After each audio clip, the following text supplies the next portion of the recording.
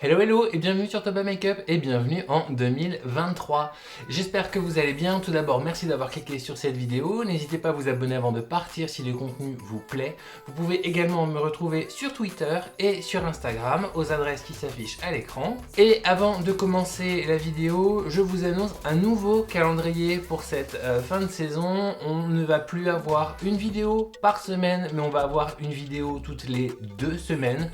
Mon emploi du temps a changé. Ma vie aussi. On va donc devoir s'aménager un peu autour de ça. Donc moi je continue à faire les vidéos YouTube puisque c'est quelque chose qui me plaît énormément et je suis très content de pouvoir échanger avec vous. Toutefois, c'est plus léger à gérer pour moi puisque ça représente quand même beaucoup de travail et d'investissement et j'ai d'autres engagements par ailleurs qui font que je ne peux pas faire une vidéo par semaine. Je préfère vous faire moins de vidéos et rester sur la même qualité de vidéos que de vous faire plein de vidéos qui seront toutes pourries. Aujourd'hui, c'est ce gros bébé qu'on va passer en revue, c'est la Be Perfect Cosmetics Carnival Interstellar par Stacey Marie. Donc moi, c'est la première fois que je teste cette marque, la marque Be Perfect Cosmetics.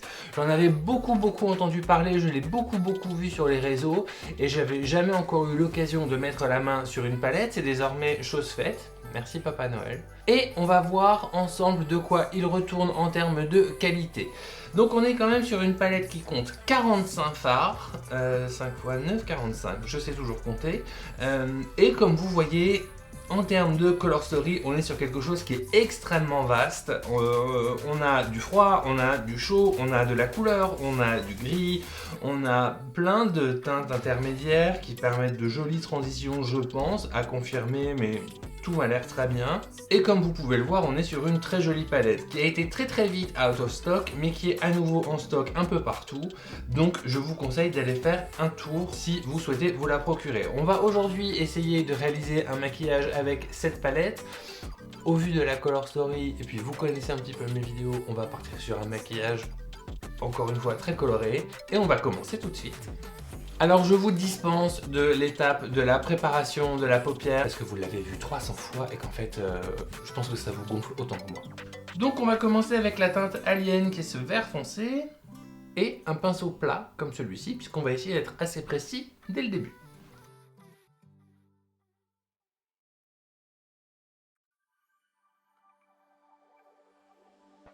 Ouais, alors en termes de pigmentation ça a l'air quand même hyper honnête. Alors je m'attends à quelque chose de bien globalement, hein, puisque c'est des palettes qu'on voit un peu partout, qui sont encensées par tout le monde.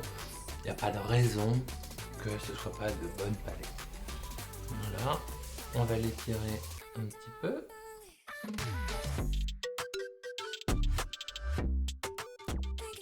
Et sans rajouter de matière, je vais étirer un peu cette forme vers l'extérieur de l'œil.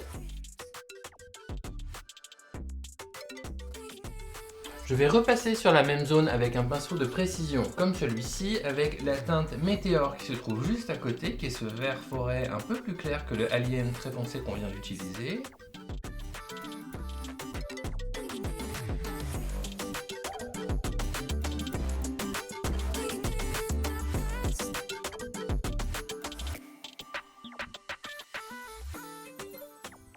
Toujours avec un pinceau de précision, toujours le même pinceau que j'ai réessuyé d'ailleurs.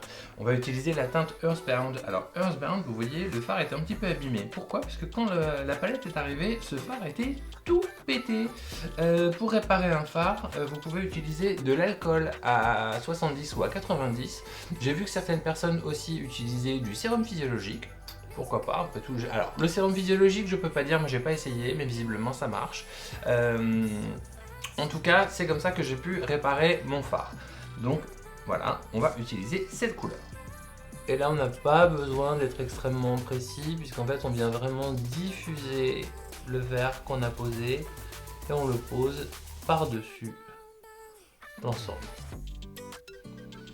Et on a déjà de fait un très joli dégradé, ce qui est toujours un bon point pour une palette. On va en fait créer un effet de vague et de dégradé. Pour ça, on va continuer avec du bleu. Avec le vert, ça match plutôt bien. Et on va utiliser la teinte Traveler, qui est la teinte la plus foncée. Et on va continuer d'utiliser le pinceau plat assez fin qu'on a utilisé tout à l'heure. Je vous le mets de profil, je ne sais pas si je pense que vous le voyez bien.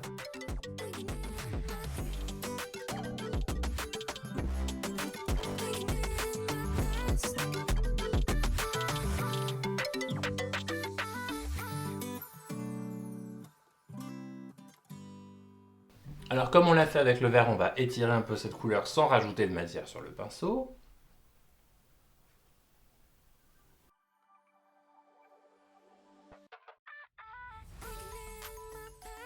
On va faire la même chose avec la teinte Believer qui est juste à côté.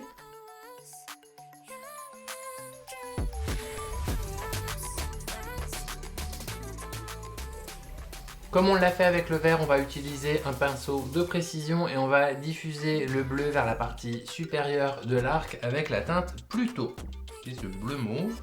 Bleu mauve qui va bien nous arranger parce que je pense qu'en fait je vais aller sur du violet sur l'extrémité.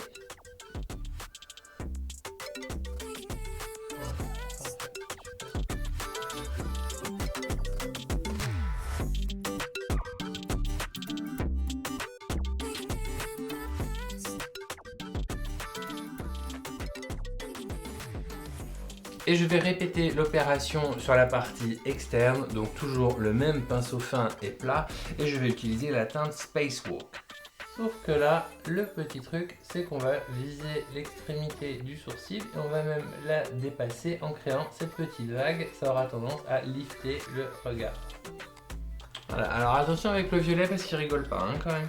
Ensuite, je vais utiliser la teinte Roswell.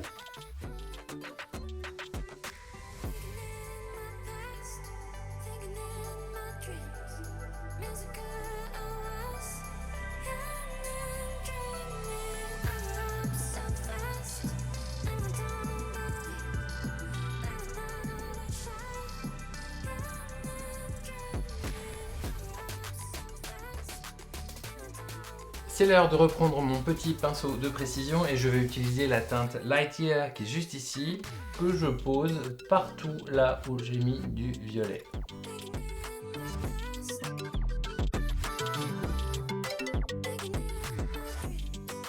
Et je réalise que j'ai peut-être eu la main un peu lourde avec le violet, je vais l'adoucir avec cette teinte rose qui est la teinte Fiction.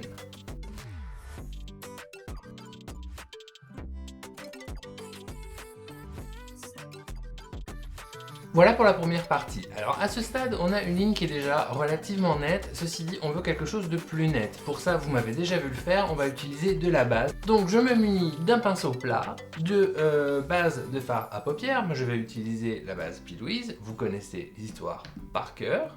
Et je vais tranquillement venir définir la zone que je veux couvrir.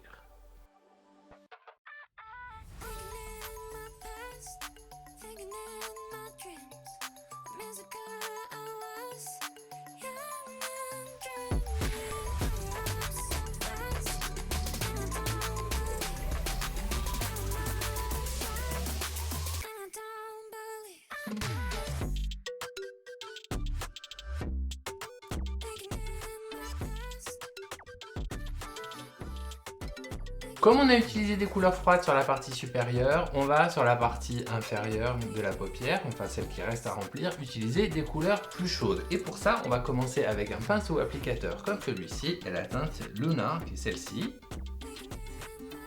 Oh, alors c'est un très joli jaune. C'est pas le jaune le plus pétant de la Terre, mais bon, il était assez pâle déjà dans le pan, mais c'est plutôt une belle couleur. Mais alors, globalement, alors c'est une très belle couleur, mais je pense que ça fonctionne mieux en couleur de transition. Pour le réveiller un petit peu, je vais utiliser la couleur Walk qui est juste à côté. Ah ben voilà. Donc là, on est sur quelque chose de vraiment, vraiment très jaune. C'est ça qu'on veut. C'est super.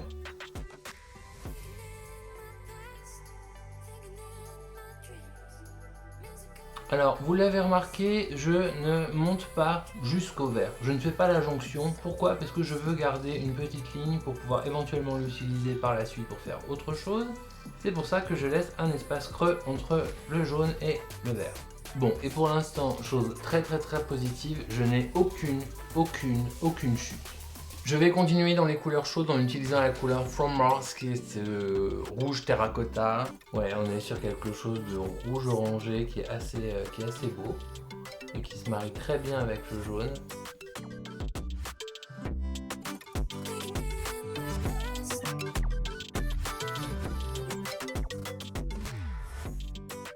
Voilà, donc je peux déjà opérer des petits mouvements de va-et-vient entre les couleurs, ça permet d'avoir un petit dégradé sans trop se casser la tête, donc ça c'est plutôt pas mal.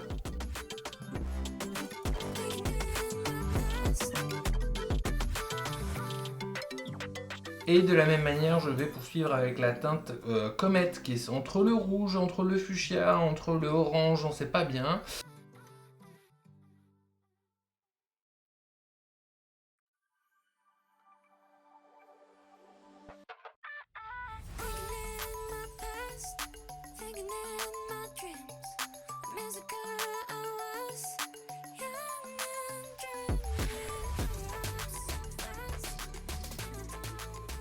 Alors, je vais garder le même pinceau applicateur. Et je vais rester dans la même gamme de couleurs puisqu'on va utiliser la teinte Supernova, qui est ce rose fuchsia qu'on va placer en coin externe. Pour l'instant, on va rester hyper localisé et on va tapoter pour avoir un maximum d'intensité. Mais ensuite, on va le diffuser à l'aide d'un pinceau estompeur. Je vous montre.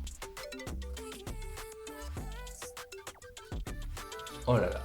Alors, pour être très clair, les couleurs sont absolument incroyables.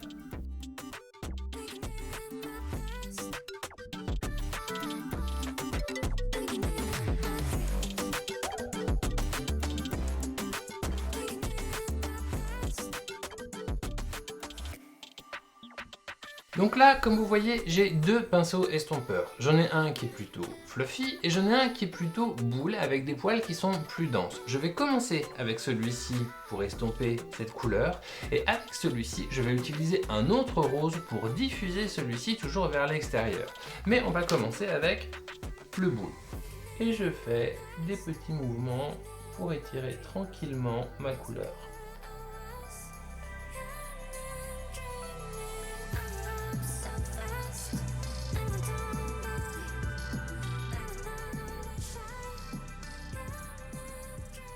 Avec le pinceau un peu plus fluffy, on va réutiliser une teinte qu'on a déjà utilisée auparavant sur la ligne supérieure pour estomper le violet, si je dis pas de bêtises. Et c'est la teinte Fiction qu'on va prélever donc avec le pinceau estompeur pour continuer à diffuser mon rose avec un rose plus pâle.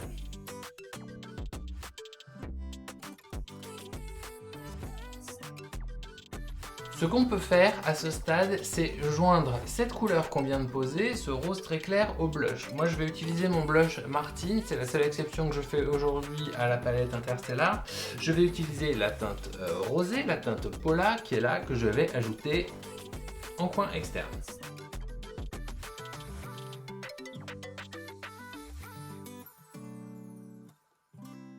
Au besoin, vous pouvez reprendre le pinceau boule pour réestomper un peu et réassurer une transition entre les fards. Ça, c'est jamais interdit, au contraire. Et dernière étape, avec un pinceau de précision, je vais m'occuper du coin interne. Et je vais commencer par la couleur claire. Je vais utiliser donc cette teinte qui est ce or qui s'appelle Cosmos, que je vais placer en coin interne sur la partie jaune qui est ici. Et je commence une petite vague qui remonte vers le vert. Mais je ne vais pas jusqu'au vert. Vous allez comprendre pourquoi.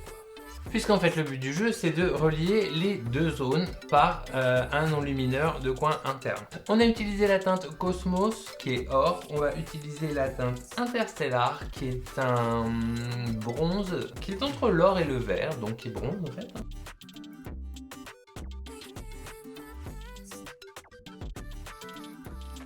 Incroyable.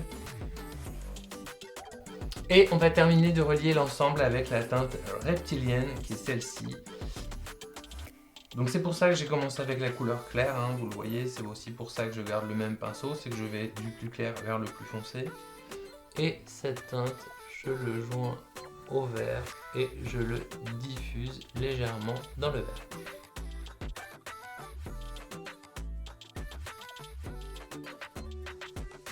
Voilà, il est temps pour moi de faire les touches finales hors caméra et je reviens vous parler de cette palette Be Perfect Carnival Interstellar par Stacey Marie.